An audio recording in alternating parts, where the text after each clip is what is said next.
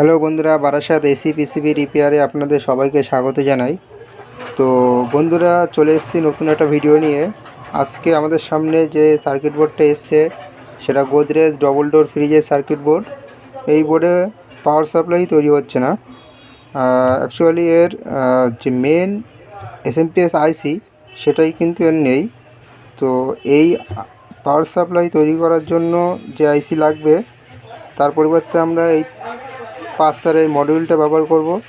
এই 5 তারের মডিউল কিভাবে ব্যবহার করব স্টেপ বাই স্টেপ আপনারা সঙ্গে থাকুন, সার্কিটটা রিপেয়ার করেই ছাড়বো, ঠিক আছে?